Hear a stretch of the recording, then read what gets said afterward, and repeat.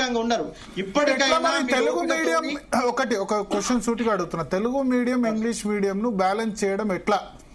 Next చేయాలంటే తెలుగు మీడియంలో యూపీఎస్సీలో అది చేస్తారు కదా, దాన్ని ఏమంటారు, నార్మలైజేషన్. ఆ నార్మలైజేషన్ ఈ తెలుగు మీడియం ఇంగ్లీష్ మీడియం కూడా రేషియో ఉండాలా? ఎందుకంటే ఇది రాబోయే రోజుల్లో పెద్ద సమస్య అవుతుంది. రాబోయే రోజుల్లో చాలా పెద్ద సమస్య. నాకు తెలిసి ఏంటంటే 30-35 ఇయర్స్ దాటిన వాళ్ళు మెజారిటీ తెలుగు మీడియం ఉంటారు. ఫ్రెషర్స్ 22 సంవత్సరాలు దాటిన వాళ్ళు ఇంగ్లీష్ మీడియం ఉంటారు. ఎందుకంటే ఆ జనరేషన్ లో ఇంగ్లీష్ మీడియం చదవలేదు. మేము కూడా డిగ్రీ వరకు తెలుగు మీడియమే, డిగ్రీలో ఇంగ్లీష్ మీడియం, జర్నలిజం లో ఒక చిన్న ఎగ్జాంపుల్ చెప్తాను. నా దగ్గర తెలంగాణ ఉద్యమ చరిత్రని 2 అభ్యర్థులు తీసుకున్నారు. ఒక ఆయన ఇంగ్లీష్ మీడియం ఆయన తీసుకున్నాడు, ఒక ఆయన తెలుగు మీడియం తీసుకున్నాడు. నేను చెప్పింది తెలుగు మీడియం చెప్పిన. తెలుగు మీడియంలో క్లాసీని ఇంగ్లీష్ మీడియంలో రాసిన క్యాండిడేట్ కి 98 మార్కులు వచ్చినాయి. ఆయన ఇలా పేరు లిస్ట్ లో ఉంది. తెలుగు మీడియంలోనే నా దగ్గర క్లాసులని తెలుగు మీడియంలో ఎగ్జామ్ రాసిన క్యాండిడేట్ 47 మార్కులు వచ్చినాయి. అంటే తెలుగు మీడియంలో ఉన్న క్యాండిడేట్ తెలుగు మీడియంలో బాగా రాస్తాడా, తెలుగు మీడియంలో అంటే ఇంగ్లీష్ మీడియంలో ట్రాన్స్లేట్ చేసుకున్న క్యాండిడేట్ బాగా రాస్తారా మీరు చెప్పండి. ఓకే ఓకే సార్, భరత్ గారు మీరు అడిగిన ప్రశ్న, యూపీఎస్సీ, నేను రీసెర్చ్ కోర్టు తీర్పు వచ్చినాక కొంతమంది అడ్వకేట్స్ తో కూడా మాట్లాడాను. గతంలో యూపీఎస్సీ స్కేలింగ్ పాటించేది. స్కేలింగ్ వల్ల కొంతమందికి అన్యాయం జరుగుతుందని చెప్పి భారతదేశంలో ఉన్న అన్ని కాంపిటేటివ్ ఎగ్జామ్స్, పెద్ద కాంపిటేటివ్ ఎగ్జామ్స్ కూడా మోడరేషన్ అనేది చేసింది. మోడరేషన్ ఏంటంటే లాంగ్వేజ్ కావచ్చు, సబ్జెక్ట్ కావచ్చు, ఏజ్ కావచ్చు, రీజన్ కావచ్చు. అంటే ఇంత లక్షల మంది రాసే పోటీ పరీక్షలో సామాజిక, ఆర్థిక, రాజకీయ బ్యాక్గ్రౌండ్స్ కానీ, ఇంగ్లీష్ మీడియం కానీ, రీజనల్ లాంగ్వేజ్ కానీ, ఇప్పుడు ఆంథ్రోపాలజీ, సోషియాలజీ, పబ్లిక్ యాడ్ అనేది సివిల్స్ లో స్కోరింగ్ ఎక్కువ ఉంటుంది. అన్ని సబ్జెక్టులకి, అన్ని ఏజ్ వాళ్ళకి, అన్ని భాషల వాళ్ళకి సమ ప్రాధాన్యత ఇచ్చే విధంగా మోడరేషన్ అనేది సైంటిఫిక్ పద్ధతి. అది యూపీఎస్సీ మాన్యువల్స్ ఉన్నాయి. ఇలా హైకోర్టు ఇచ్చిన తీర్పులో కూడా మోడరేషన్ మాన్యువల్ ప్రకారం, ఆ మాన్యువల్ ప్రకారం రీవాల్యుయేషన్ చేయమని చెప్పింది. అంటే హైకోర్టు కూడా ఇవాళ గైడ్ లైన్స్ ఇచ్చింది. క్యాండిడేట్స్ ఆల్ ఇండియా ర్యాంకర్లు నిలబడ్డారు. యూపీఎస్సీలో తెలుగు మీడియంలో ఎగ్జామ్ రాసి ఆల్ ఇండియా ర్యాంకర్లు ఉన్నారు. అంటే అక్కడ ఇంగ్లీష్ మీడియం ఉన్న సందర్భంలోనే ఆల్ ఇండియా ర్యాంకర్లో తెలుగు మీడియం వచ్చినప్పుడు, తెలుగు అధికార భాషగా ఉన్న తెలంగాణలో తెలుగు మీడియం వాళ్ళు మనకి రాకపోతే మరి రాష్ట్రంలో తెలుగు అనే అధికార భాషని రద్దు చేయాలి. వాళ్ళు కంప్లీట్ గా పక్కన పెట్టి సరిపోతుంది. ఇంకోటి ఏంటంటే వాళ్ళు సెలెక్ట్ అయిన దాంట్లో గవర్నమెంట్ స్కూల్లో చదువుకున్నాడు ఒక్కడు కూడా సెలెక్ట్ కావాలి నాకు తెలిసి. భరత్ గారు, నేను బయటకు వెళ్ళాలి. యాక్చువల్ గా నాకు ఒక 2 నిమిషాలు టైం ఇవ్వండి, వేరే పని ఉంది. ముందే మీకు ఇన్ఫార్మ్ చేశాను. 3 విషయాలు ఉన్నాయి సార్. ఇది ప్రతిసారి స్టేట్ పబ్లిక్ సర్వీస్ కమిషన్ విషయంలో గతంలో ఉమ్మడి ఆంధ్రప్రదేశ్ లో ఉన్నప్పుడు కూడా ఆరోపణలు వచ్చినాయి. చంద్రబాబు నాయుడు గారు ఉన్నప్పుడు, మొన్న కేసీఆర్ గారు తెలంగాణ వచ్చినప్పుడు పేపర్లు లీకేజ్ అయ్యని 3 సార్లు ఎగ్జామ్ పెట్టుకోవాల్సి వచ్చింది. అసలు state public service commission exam పెట్టడంలో లోకల్ ఏ పార్టీ అధికారంలో ఉంటే ఆ పార్టీ ఇంటర్ఫియరెన్స్ అనేది గత 20-25 ఏళ్ల నుంచి జరుగుతుంది. ఇది కొత్త కాదు.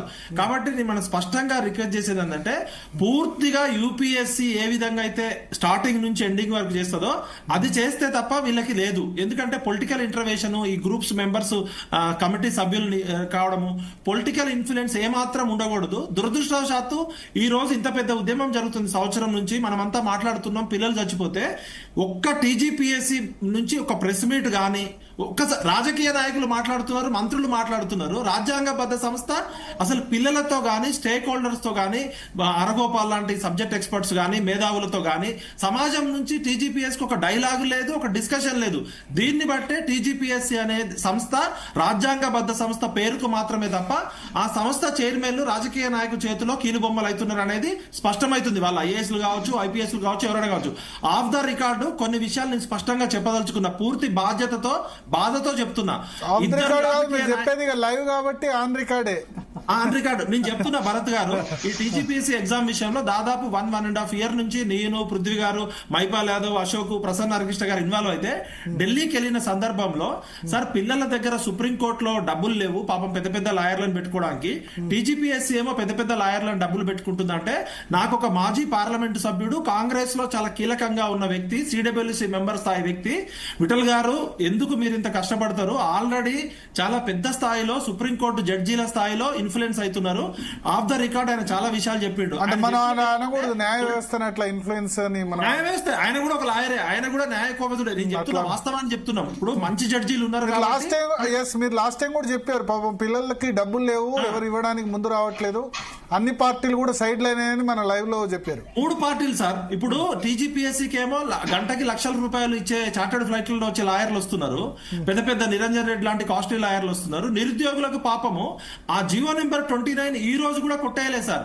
మీరు లేట్ గా వచ్చిందని చెప్తుంది సుప్రీంకోర్టు అయినా హైకోర్టు అయినా. నేను ఏమంటున్నా అంటే న్యాయ వ్యవస్థని కూడా ఇన్ఫ్లుయెన్స్ చేయడానికి ప్రయత్నం చేసిర్రు. దానికి కావాల్సిన చర్చ పెట్టినప్పుడు నేను ఎవరు వస్తారో అంటే నేను వివరాలు ఇస్తాను. నేను ఏమంటున్నా అంటే మంచి న్యాయ కోవిదులు ఉన్నారు కాబట్టి ఇలా న్యాయం గెలిచింది.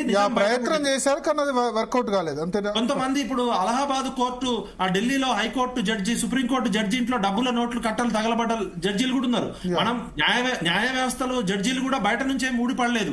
మంచిని మంచిగా చెప్పాలి, చెడుగా చెప్పాలి. ప్రజాస్వామ్యంలో అల్టిమేట్ గా నిజం అనేది ఇంపార్టెంట్. ప్రశ్నిస్తడం జడ్జీలను కూడా ప్రశ్నించే వ్యవస్థ రావాలి. జడ్జీలేమి భూలోకం నుంచో స్వర్గలోకం నుంచో ఊడిపడలేదు. నేనేమంటున్నా అంటే రాజకీయ వ్యవస్థ ఇంటర్ఫిరెన్స్ అనేది చాలా స్పష్టంగా ఉంటుంది. దయచేసి ఈ రాజకీయ పార్టీల ఇంటర్ఫరెన్స్ లేకుండా టీజీపీఎస్సీని దిద్దాల్సిన బాధ్యత ఉంది. 5 ప్రాణాలకి బాధ్యులు ఎవరు? ఈ పెట్టిన కేసులన్నీ తీసేయాలి. ఇప్పుడు టీజీపీఎస్సీ రెడ్ హ్యాండెడ్ గా దొరికిపోయింది. మీరు ఆ 225 పేజీల రిపోర్ట్ చదివితే టీజీపీఎస్సీ చైర్మన్ పోస్ట్ లో ఎవ్వరు కూడా ఉండరు. ఎందుకంటే కోర్టు ప్రూఫ్స్ తోటి, డాక్యుమెంట్స్ తోటి, ఎవిడెన్స్ తోటి తీర్పిచ్చింది. జూలైలో వాదనలు జరిగితే ఆ జడ్జి గారు 225 పేజీల వాదన రాసి రీవాల్యుయేషన్ అన్నారు. నోటిఫికేషన్ లో టీజీపీఎస్సీ చరిత్రలో, పబ్లిక్ సర్వీస్ కమిషన్ చరిత్రలో ఎక్కడా కూడా రీవాల్యుయేషన్ అనేది ఉండదు. అందుకనే జడ్జి గారు ఏమన్నారంటే వీలైతే రీవాల్యుయేషన్ చేయండి, కుదరకపోతే రీ ఎగ్జామ్ పెట్టమన్నారు. ఇది ఖచ్చితంగా రీ ఎగ్జామ్ కి దారి తీస్తుంది. దయచేసి ప్రభుత్వాన్ని నేను రిక్వెస్ట్ చేస్తున్నా, టీజీపీఎస్సీని ఇప్పటికైనా మీరు ఇగో ప్రాబ్లమ్స్ కు పోకుండా దయచేసి విద్యార్థులు బాధితులు ఇన్ని వేల మంది ఉన్నారు కాబట్టి విద్యార్థులకి న్యాయం చేసే విధంగా మీరు చేయమని కోరుతున్నా. అయితే డివిజన్ బెంచ్ కి వెళ్తామంటున్నారు. వాళ్ళు డివిజన్ బెంచ్కి వెళ్ళినా, సుప్రీంకోర్టుకి వెళ్ళినా కూడా బాధితుల వైపు ఉండండి, న్యాయం వైపు ఉండండి. దయచేసి ఇగో ప్రాబ్లమ్స్ కోసం పోకండి. నాకు బయట వేరే ఒక అపాయింట్మెంట్ ఉంది, నేను దయచేసి వెళ్తున్నా. థ్యాంక్ యూ పెట్టండి. ప్రసన్న